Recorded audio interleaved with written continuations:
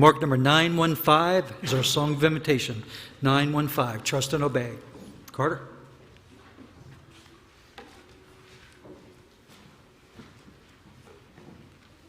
Good evening. Every second and fourth Wednesday of the month, I'm given the opportunity to go to a special class that it's entitled Habitudes, which stands for leadership within a certain group of individuals, whether Christians or whether in society. And today we got this analogy taught to us that there's two types of leaders. There's either a chess leader or a checkers leader.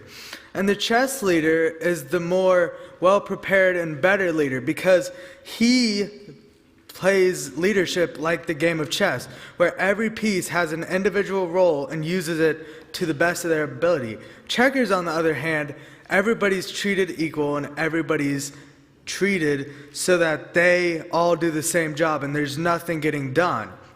And one example of this is, does anybody know the most winningest coach in college football history? Many people would probably say Woody Hayes or Bear Bryant. It's actually not. It's a Division III coach named John Gagliardi. He coached for 63 years. He had 489 wins, 138 losses, and 11 ties. One of his strategies was he saw a problem that was going on within his team. Too many kids were getting injured. So one day he talked to the coaches and said, we're not going out in any equipment. We're just going to run plays without any equipment. We're going to go as light as we can, all using our brains, no physical whatsoever. And from that day forward, he did that. And other coaches thought he was crazy because they said, you can't coach a football team without having them hit each other, without them learning how to tackle. He said, but I saw something in these players that nobody else saw. They have a will to win, but they're getting injured, so I had to change something. And the same thing's true with us as Christians. We don't always see the problem. In 1 Corinthians 12, starting in verse 14, it says, now the body is not made up of one part, but of many.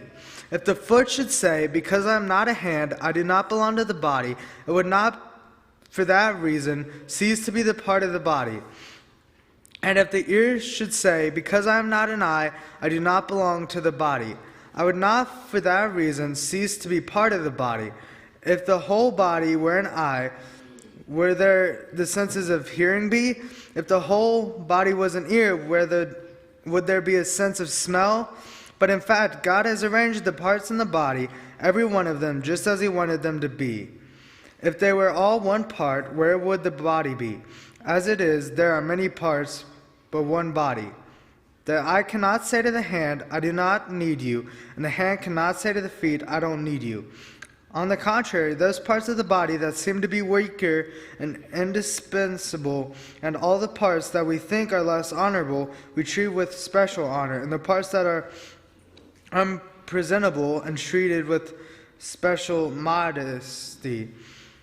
What this is saying to us is we think we're somewhere, but it takes a leader, a Christian leader, to help show us where we can be. A good Christian leader takes people at their strengths and uses them for what God has planned them to do. Whether that be if you're good at calling somebody or talking, you can write or talk to people when they're sick or ill.